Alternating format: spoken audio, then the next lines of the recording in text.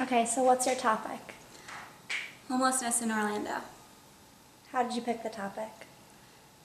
Homelessness is a big issue in Orlando. It's considered one of the meanest cities towards the homeless, meaning that the laws and regulations basically prohibit their way of life. Also, family homelessness is huge in Orlando due to the collapse of the construction industry. Tell me a little more about your project. I'm going to go to homeless shelters in Orlando and interview people who work there and also homeless people themselves to try to uncover the homeless experience in Central Florida. And I want to talk about different kinds of homelessness and different causes of what makes people homeless and concentrate on how it's different today than it historically is. One of the reasons that the homeless issue is so severe in Florida is that more families are out of work and they're being homeless for the first time and for longer periods of time. And it's an issue especially for children.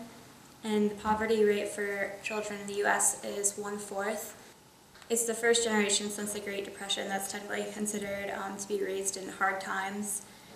And with Florida especially, that's where 1/4 of America's homeless families live. And of those families, 2/3 of them are on the streets. And if they're not on the streets, a lot of them are living in cars or they're living in motels, hiding from the system because they don't want their families to be split up.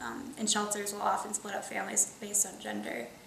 So a lot of people are living in motels due to the collapse of the tourism industry as well, and not getting the help or the attention that they need.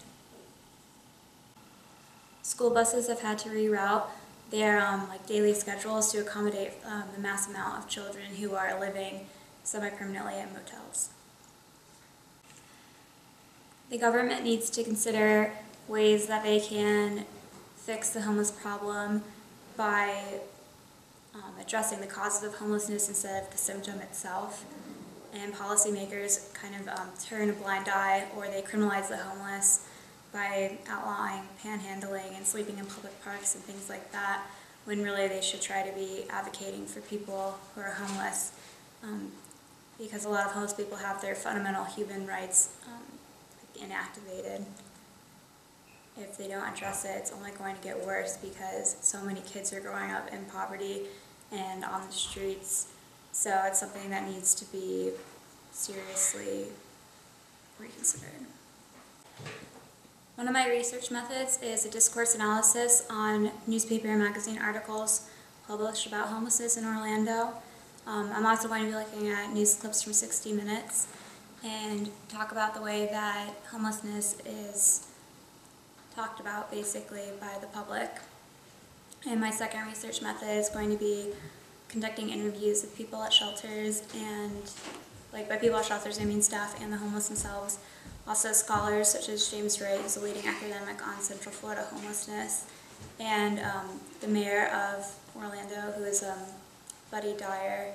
He's had quite a lot to do with kind of the criminalization of homelessness. He's overseen a law where basically you can't feed the homeless unless you have a permit, and to get a permit is hard because you can only have them twice a year. So he's really targeting groups that are trying to help the homeless, and he also is trying to combat panhandling by making donation stations, but that money doesn't even go to the homeless, it just goes to shelters. And as I previously discussed, a lot of people either can't get into shelters because they're full, or they don't want to because they would split up their family.